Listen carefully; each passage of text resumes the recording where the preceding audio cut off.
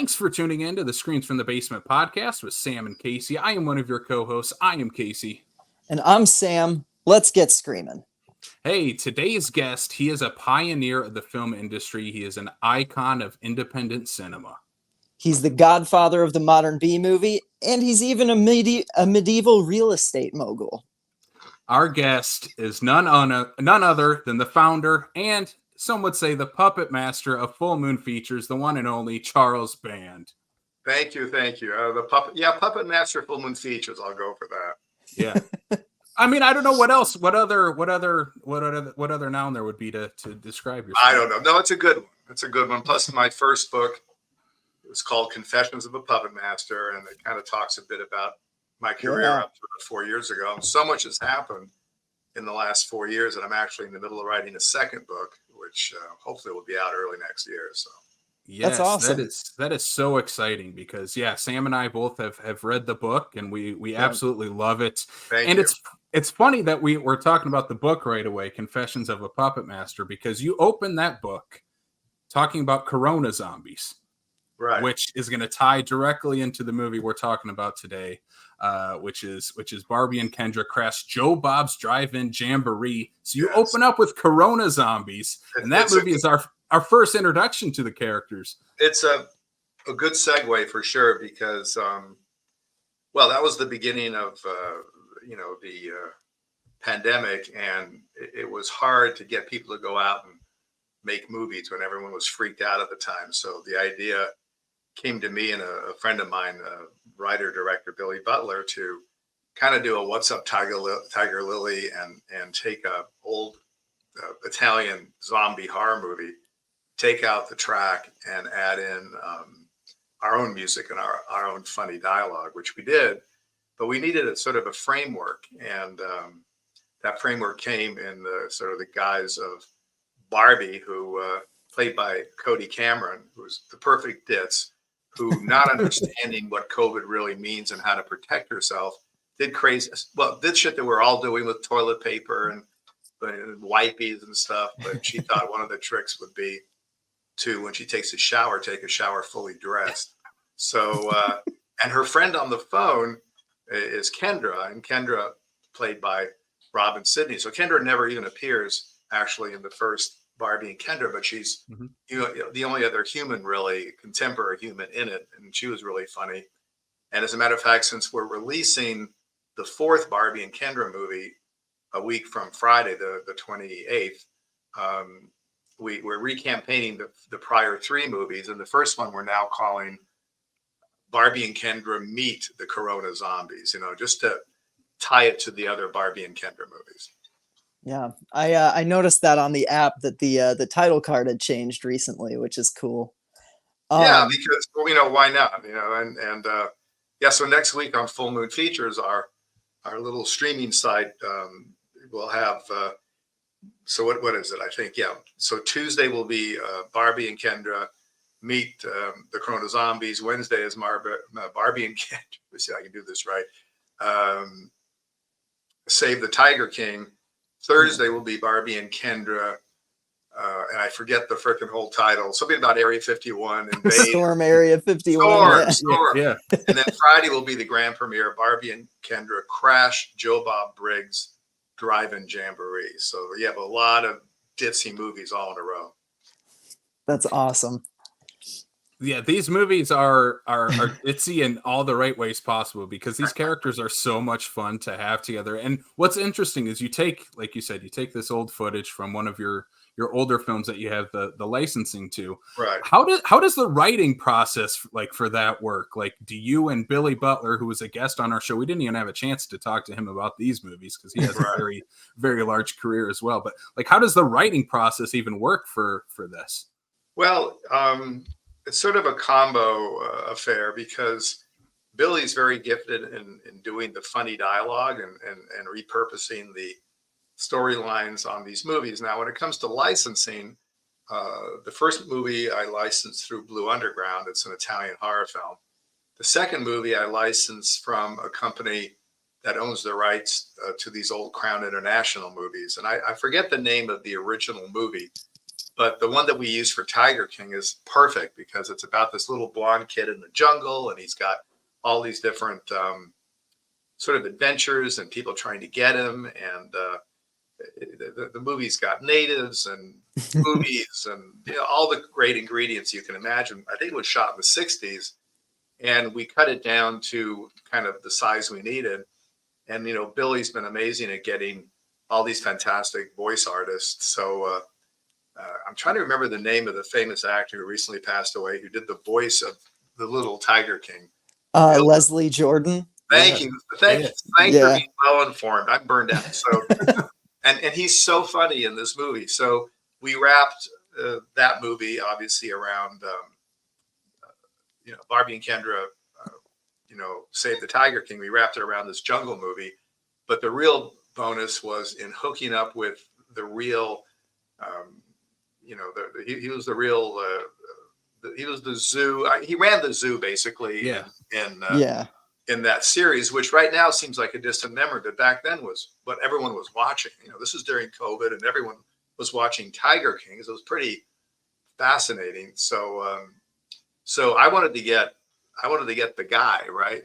Joe, what was his name? Joe Exotic. Yeah. I'm just going to say Joe. You guys fill it in. Yeah. So I was going to get him. The only problem there is he was in the Slammer, right? So there was no way to. But we still, I think, did a really good job, and I've seen him many times since, because this is for those who vaguely remember Tiger King. He ran the zoo, and he's the one without the legs. He had the robot legs. Yeah, John Rinke. He's a super nice guy. He's become a friend. So we hooked up with John in real time with the girls, Barbie and Kendra, on a Zoom call because he was in the middle of the country and no one was traveling because of COVID. So that was a fun adventure and did well. Again, that was the first true Barbie and Kendra movie in that Barbie and Kendra were both there. And then we did the Area 51. And then, of course, the opportunity last year of hanging out with Joe Bob and Diana or Darcy and the other celebrities over there in Vegas in October, November, when they did the drive-in Jamboree. We wrote a new story, another adventure for Barbie and Kendra. In this case, they're hot for the only man left on earth that I guess they want to hang out with. That's Joe Bob of all men. And so they go to Vegas on their big motorcycle, and then they get into this adventure, and then we pulled in other celeb types, and I shot the thing in a couple of days. It was really fast, but I think it's the most fun of the four because it's more of them and the other celebs, and then of course we put in, with Billy's talent and his funny way of changing the dialogue, we crafted in a couple of other old exorcism type horror movies from the 80s that we of course completely redub. So how do you go about picking, like, I know you license these movies, but how do you go about picking which ones you're going to put in each Barbie and Kendra movie? Is there a selection process to that? No, it's just having a couple of vodka martinis and talking to Billy and just trying to figure out what makes sense. I mean, it was kind of a natural for the Joe Bob drive-in one because we wanted some lurid horror, exorcism, barfing, whatever. And then there was one of these movies, and I forget the names, forgive me, has several scenes at a drive-in. So you have movies with shit happening at a drive-in in this 40-year-old movie. And then, of course, we're at Joe Bob's drive-in. And it's all silly. But I think we wove a pretty, I don't know if you guys have seen it. I think we just sent you a link. So. Yeah. No, we haven't watched it yet. We're very excited because the trailer's out and it looks incredible. It looks so much fun. The movie is basically that wall to wall. There's not a moment where you breathe. You just have to pause and then come back because it's pretty silly. So you filmed this all at Joe Bob's Jamboree last fall. Correct. What was Joe Bob's reaction when you pitched him this idea? What did he say to you? Well, I pitched. I've been friendly with. Let's just call her Diana Prince. She has many names. Yeah. For years, because I put her in movies many years ago, and it was really Diana who came to me and said, "Hey, we're doing this Jamboree, this full moon. Want to be involved in some way? Help sponsor, have a booth." And I thought, yeah, I want to support. I always want to support them. I mean, I'm not sure if you guys know this. This evolved literally into my marriage with Rob and Sydney, because Mhm. Joe Bob was the, whatever you call it, the effects, who the fuck remembers? The What is the officiant. word? Yeah, Yeah. yeah, The officiant. Oh my God. I yeah, don't know what they call that. He married us basically. And that yeah. was Yeah. really, really a thrill and funny and silly and all the rest of it. So yeah, so we said, yeah, we'll be part of it. And I was thinking, what are we going to do there? A booth in Vegas, and yeah, none of it seemed to make sense. And then I had this idea, as I usually have, some odd hour in the middle of the night. I thought, well, wait a minute, this is the perfect vehicle for a Barbie and Kendra um, movie or episode. I mean, I call them shows because they are rarely much longer than 50, 55 minutes, 60 minutes, which for me is the perfect running time. I can't sit through too many of these 2.5 hour studio, put me to sleep, bombs. Yep. So, Yep. you know, under 90 minutes is good for me. So anyway, I thought it was a good idea. The girls thought it was great. So did Joe Bob and Darcy. And then of course, we had to wiggle our way into the fabric of their event, because we were like sort of kamikaze filmmakers. Even though the script was there, Joe Bob and Darcy had lines. We had to go on stage. But the truth is, everybody who went to this drive-in jamboree, I think they all enjoyed watching us as a little film crew trying to make a movie in between acts and running into the concession stand to shoot scenes. I mean, we did a lot of funny stuff. We had a hearse. Of course, it makes sense for them to be pulling up they pulled up on a bike, on a motorcycle, but then, of course, conveniently parked next to where they parked their bike was a big empty hearse. It turns out it wasn't empty, and that's one of the gags in the movie. So they're actually in the hearse watching this movie in this bizarro setting, and then they leave and they get popcorn and they bump into other celebrity types, and then there's a subplot, and it's a lot of silliness packed into less than an hour. That's awesome. Yeah, one of the standouts in the trailer for me was Felissa Rose, who's Right. playing a villainous tycoon who's trying to take the drive-in away. What was working with Felissa like, and how did you rope her into the movie It too? was great. Well, it takes imagination to figure this weird shit out, but part of it is doing things that are within our means. We're making movies for no money. So Right. yes, there would have been other celebrities we could have flown in and this, that, and the other, but we didn't have the time or money. So it started with who's actually attending the show, which celebrity types were actually showing up for Joe Bob's event. And she was, of course, one of them. And she was great. She was funny to work with. Her character is named Stu Dio. Okay, so she's Stu Dio. And, we there've been two writers always involved in these movies. I should point this out. Shane Bitterling, who's a friend and a wonderful writer for many years, he writes all the Barbie and Kendra stuff, whereas Billy Butler is the one who takes the movies and repurposes and comes up with funny dialogue. So it's sort of a combination of those two writers. So all of the dialogue and the situations we created for Barbie and Kendra in all these movies, and in the more complex Joe Bob drive-in movie, Shane Bitterling wrote. That's awesome. Yeah, we've had Billy on the show, and yeah, you can just tell Billy Butler dialogue, and especially watching all of these movies, like, yeah, those feel like Billy jokes. Yeah. No, he's such a film lover, historian, that he can take these. I still think some of the funny at the time, because everyone was so nervous about COVID. I think some of the funniest dialogue is in Corona Zombies. I think some of that stuff that zombies were talking about, because it was right when people were beginning to hear and understand and overreact, and groceries would come and the people would clean the wrappings on their groceries, and we all went mad, for a while, not knowing what was going on. So yeah, I think Billy's very gifted when it comes to doing I always say the "What's Up, Tiger Lily" thing. And for those of your audience who don't know what I'm talking about, many, many, many decades ago, the very funny and talented Woody Allen started his career pretty much by buying or licensing an old Japanese movie. It's been so long. I saw it in some revival house like 40 odd years ago. I vaguely remember the movie, but he just put in crazy funny dialogue and different music in this otherwise kind of serious Japanese film, and it was very funny and very clever. So I'm not sure if he invented this sort of approach, but he certainly is probably the one who made it more mainstream. So we're essentially doing the same trick with these movies for Barbie and Kendra. What I love about your work, Charlie, is that looking back now, we're 35 years removed from the first Puppet Master coming out. You've been in the industry for 50 years, for a long time. And what is that feeling like now, looking back at your career and looking forward, because you're not stopping. You guys are still going, and we're crazy. We want you guys keep coming. I mean, in the same month, we'll have released Barbie and Kendra, and then just a few weeks ago, Primevals, which is an homage to Ray Harryhausen. It took 30 years to finish it. It's got more stop motion animation than any other film in recent memory. And I'm now about to shoot my third in a new series of movies called Pulp Noir. And Pulp Noir are real edgy movies, closer to movies I made like Castle Freak and From Beyond, and they all have a kind of a Lovecraftian vibe, but they're definitely edgy. Lots of boobies, lots of blood, no holds barred. Yeah.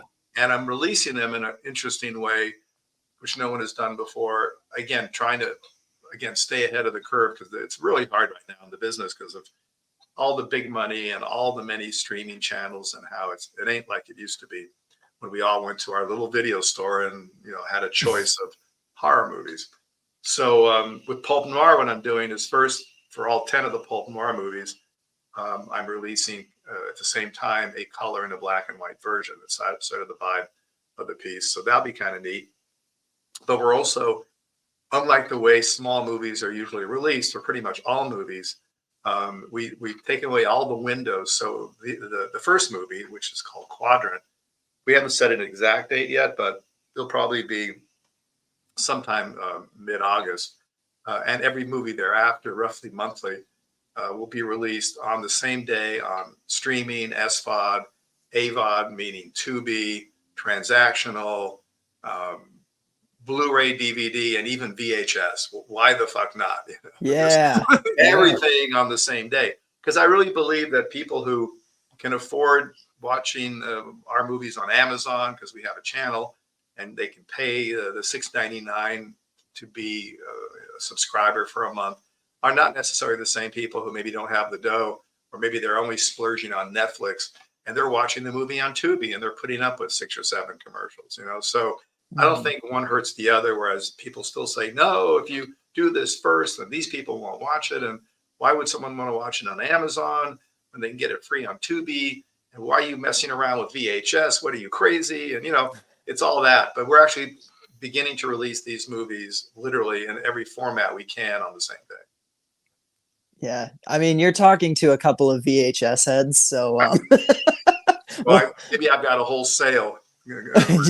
yeah. You've probably got 2 for each of these. Wow, that's good. So, yeah. That's so exciting to hear, because right now, everybody's talking about Tubi being almost the #1 streaming service, and I remember getting Tubi for the first time to watch Full Moon movies, because you were one of the first channels that was. Yeah, we were one of the first of 3 or 4 channels. Yeah.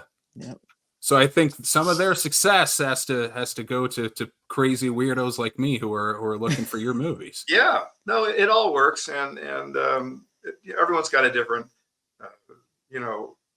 way of watching movies, and you get a little baby PR shot on small movies like ours. You may as well make it available where people are watching the movies. So we'll see how this works. I'm really proud of these first few movies.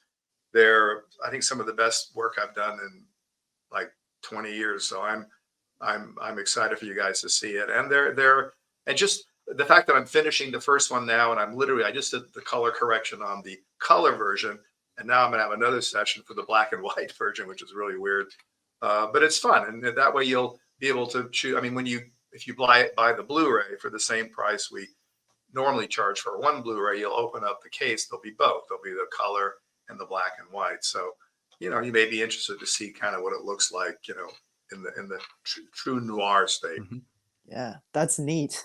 That's so neat. Have you ever done a black and white movie before? No, No. So this is the Okay. first time doing that. first time. I've been a fan of film noir. I've been a fan of, I mean, I think one of the best, I mean, there's not a lot on TV in spite of all the endless content, as they call it, that I've really liked for a long time. I think the best recent show is Ripley. If you guys have seen Ripley, it's I have on, not actually. pretty sure it's on Netflix. It's from the novel. It's the same story, but done incredibly well as The Talented Mr. Ripley, which was a movie of 20 odd years ago. But it's just great. And it's black and white. I mean, they took a real leap of faith. It's shot in Italy. It's freaking amazing, but it's so well done and so clever. And it is I think it's a 6 or 7 episode series. It's terrific. That's awesome. I'll have to put that on the watch list. Ripley, man, it's fucking good. I promise you. All right. Speaking of things, can I bring it back to like an earlier movie in Full Moon? Sure.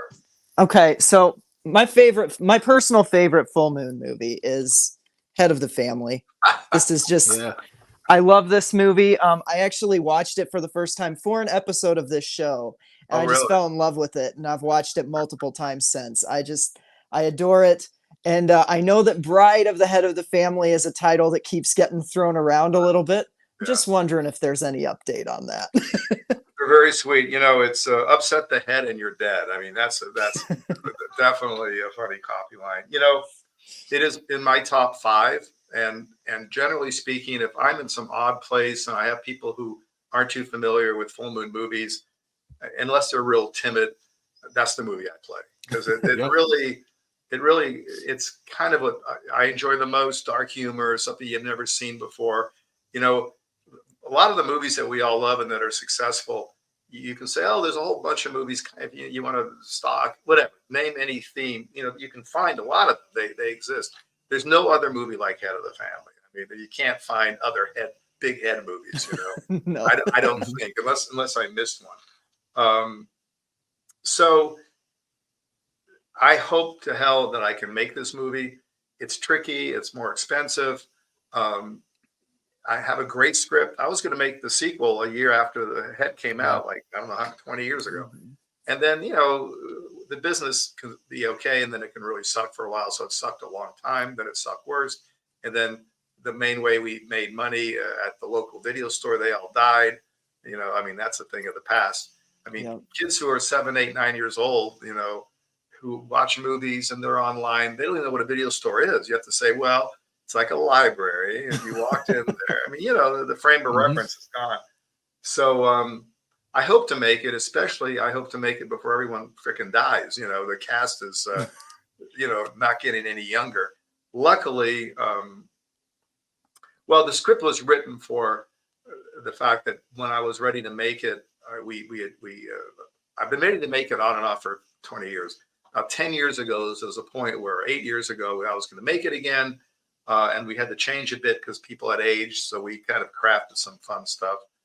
Luckily, Michael Citroniti, who plays the head, is a fantastic actor. He can be 100 if he's still alive with the head on. You would never know. He's like the Kiss band. They never age with the makeup, right? Yeah, right. So he will look and feel exactly like he hasn't aged a day. And by the way, another top 10 movie of mine, fun movie, that happens to have 2 of the same leads is a film called Hideous. Yes. I Am Woman, Hear Me Roar. So Hideous has Michael Citroniti, who plays one of the leads, and Jackie Lavelle, who I love.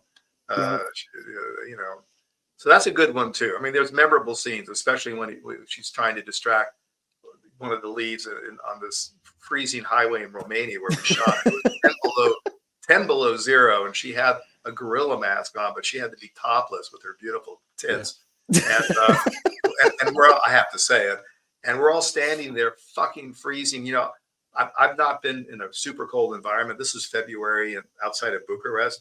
So they gave me these things to put on. I don't know. I'm sure some of you know this, that it's like a heated sole in your shoe. It's like a hot water bottle almost on your feet. So I had that. I had boots. I had like 9 jackets, you know, and white smoke. And I'm still cold. And I'm looking at Jackie, who's got this little skirt on, a gorilla mask. She's totally naked. I mean, what a trooper. Anyway, that's a good movie. Yeah, that movie rules. I didn't give you a real answer. I hope to help. I can make it one day soon because I know a lot of people discovered it, and yeah, and everyone's still around, and it's a terrific script too. Awesome. Yeah, it's one of our favorites, and it's the one I introduced to Sam. Like you said, if you're going to introduce people to, like, hey, what does full moon kind of Right. represent? Head of the Family is definitely one of those movies. Well, then you've got superb taste. Yeah, thank you. Because it is a funny movie. It is a hilarious movie, and it encapsulates everything that full moon represents. And speaking of that, you guys, I feel like you guys have gone into this almost second, third, fourth wave of full moon, because what I love about full moon is some people will count you guys out, but you're never going away. You're still here. You're still doing stuff. You have, last year, one of my favorite movies of the year was Subspecies 5. So you guys have just been continuing to go forward. What does it look like for you? Where do you see, like, kind of the industry going for you guys? Because that's such a changing thing. You started with the video store. I don't want to end on a really depressing note. Yeah. The shortest version, sadly, is it's not going anywhere good. And, things are so splintered in the way movies are watched and distributed. Back to what I was saying a moment ago, think about the days at the home video store and think about you being a producer of a low budget movie. And let's say it's sci-fi, fantasy, and horror. And I lived through that. I mean, I started before video existed.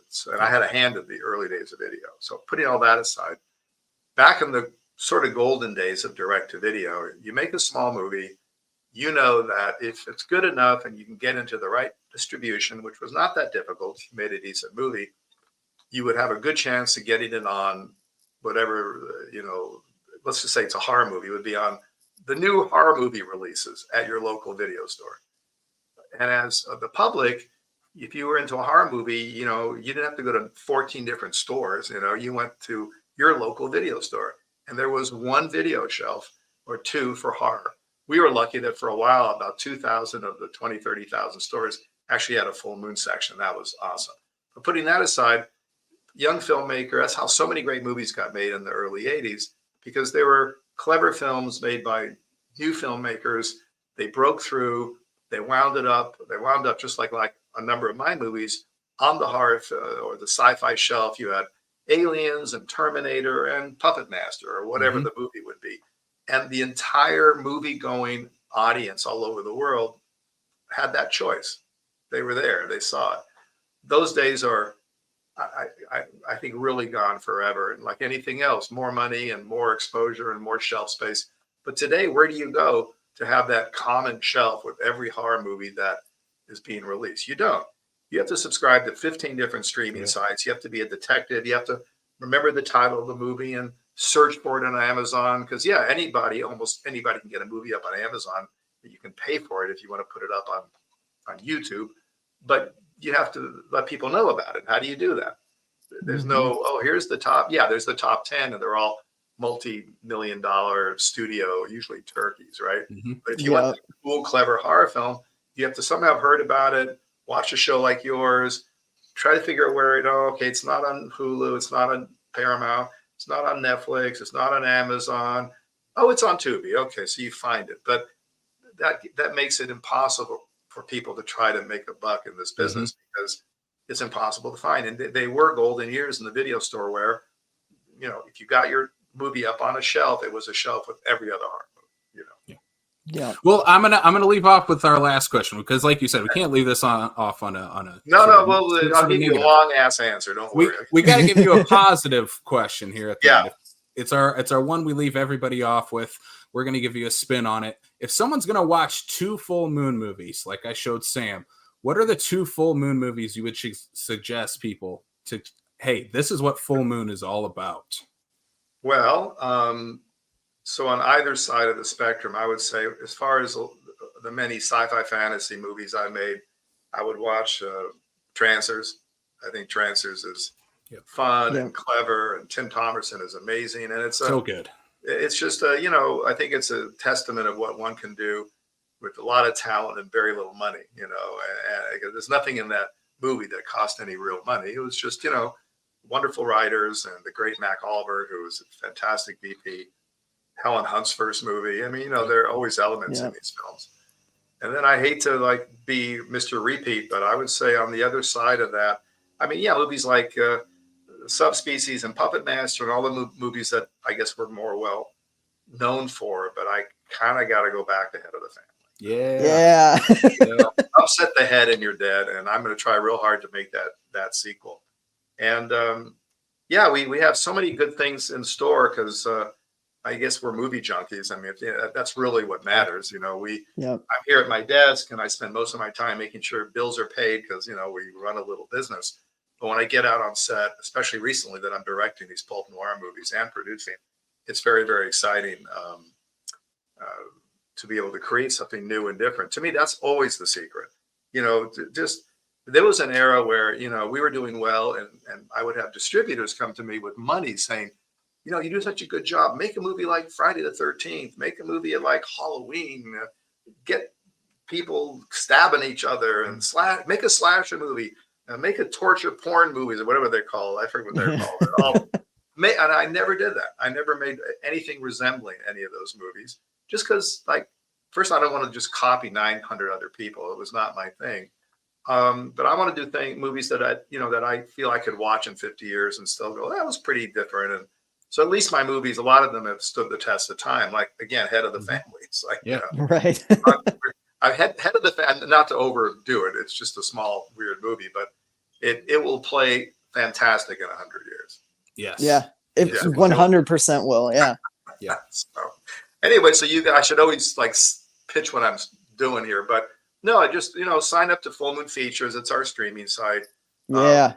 We're at a point where if the fans can't support the few remaining independents, I mean, when I was kind of rolling in the 80s and 90s, there were probably 20 other companies that were all making 3, 4, 5, 6, 7 movies a year.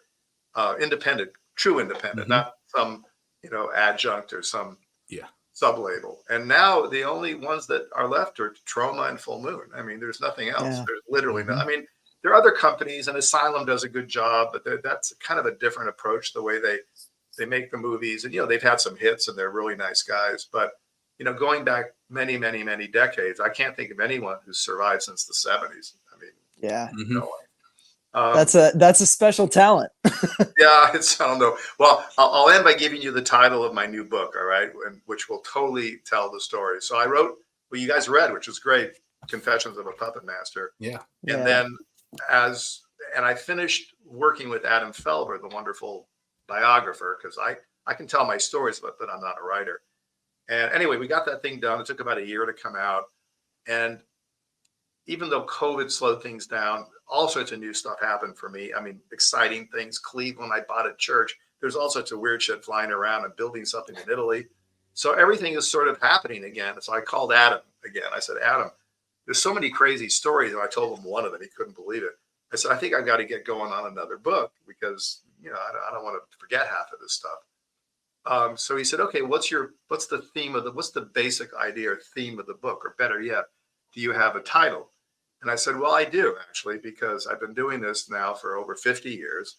And even though there are moments of joy, for the most part, I feel like, unlike Confessions of a Puppet Master, I feel like the strings are being pulled and I'm sort of just like, going along like some sort of a horror puppet. Yeah. And that's the name of the book, Horror Puppet.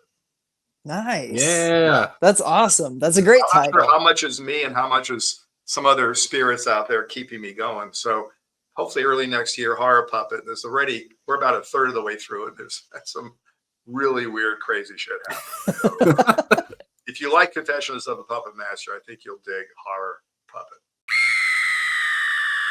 Thanks for tuning in to the Screens from the Basement podcast with Sam and Casey. Please follow us on Facebook, Twitter, Instagram, and TikTok. You can subscribe to this podcast on Apple, Spotify, and if you want the video portion, you can subscribe to us on YouTube as well. Pick up exclusive Screams from the Basement merch, including shirts, hats, totes, and so much more on our TeePublic store.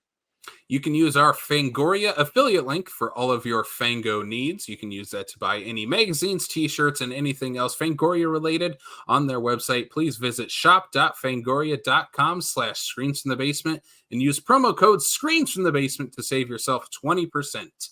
And thanks for tuning in. And sweet screams.